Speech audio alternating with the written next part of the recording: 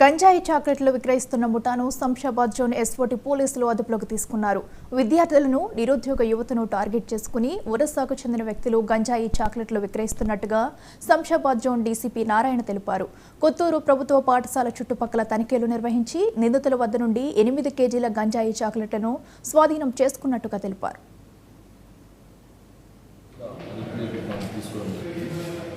So దీంతో మనము చూస్తే ఈ గత 2-3 సంవత్సరాలు గత 3-4 ఇయర్స్ నుంచి ఈ సైబరాబాద్లో ఎస్పెషల్లీ శంషాబాద్ జోన్ అదర్ జోన్స్లో కూడా ఈ నార్కోటిక్స్ మీద చాలా కేసెస్ మనం రిజిస్టర్ చేయడం జరిగింది.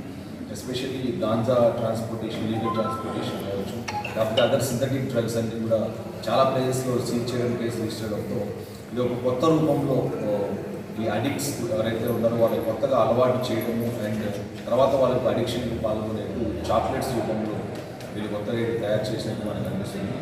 సో ఈ చాక్లెట్స్ ఎక్కడి నుంచి వచ్చాయి, ఎక్కడ తయారు చేశారు, దీంట్లో ఇంగ్రీడియంట్స్ ఏంటి, ఇవన్నీ కూడా మనము ఇన్వెస్టిగేషన్లో డీటెయిల్గా తీసుకోవడం జరుగుతుంది.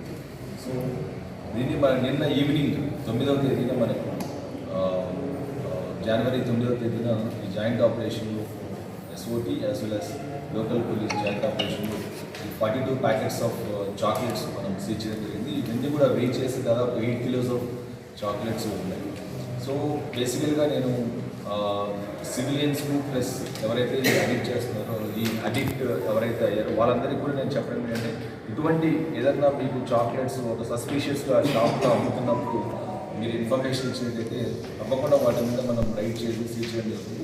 ఈ చాక్లెట్స్ అన్నీ కూడా ఓన్లీ తెలిసిన వాళ్ళకే, ఎవరైతే వాటిని రోజు కన్జ్యూమ్ చేస్తున్నారో అటువంటి వాళ్ళకి ఈ చాక్లెట్స్ అమ్ముతున్నారని చెప్పేసి కూడా మాకు ఇన్ఫర్మేషన్ వచ్చింది.